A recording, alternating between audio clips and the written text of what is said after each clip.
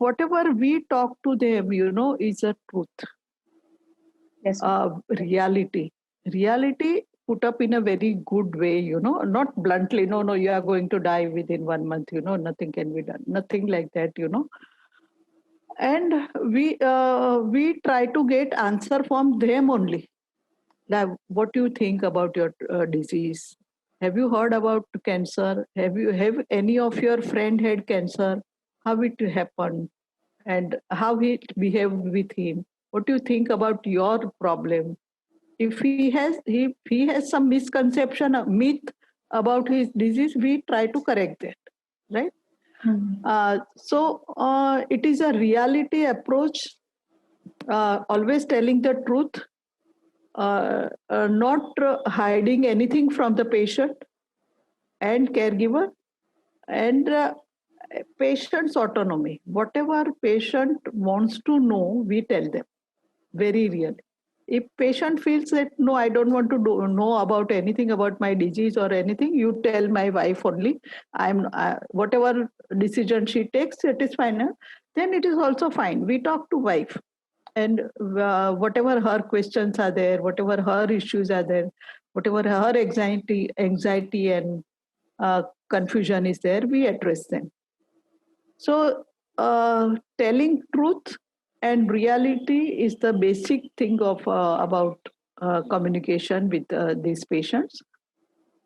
And I feel we really tell them proper picture, right from the this thing that this suppose uh, I may quote one patients who are diagnosed recently with the cancer. We tell them properly that this is not the disease like appendix and it will get cured within 1 month and you'll be back to your job. Yes, ma'am. Right? What are the things they will be facing?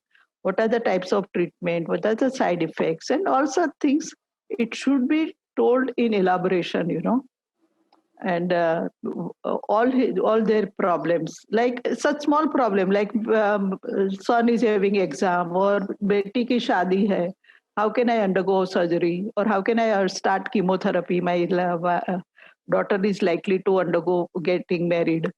So all such issues we address them, where family doesn't want patient to know about the diagnosis or stage of the disease and something like that. That is called collusion.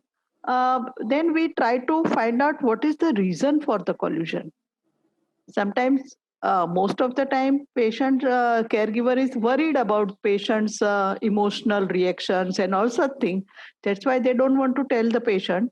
But sometimes there is some other reasons also, which we may not be, patient may not be knowing, or we also may not be knowing.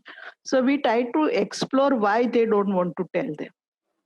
Secondly, we explain them it is better that patient should know about the diagnosis or stage of the disease, because then he can take proper decision about his life. After all, it is his life, he has to take decision.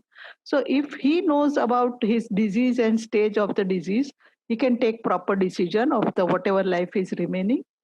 Secondly, if he's not told about his disease and if he keeps on getting some complications, some side effects, he will lose trust on doctor and hospital. Right, ma'am. So he will tell family, "Okay, this doctor is not correct, you take me to another doctor." They will keep on moving around from one doctor to another doctor. And that will put more burden on the family.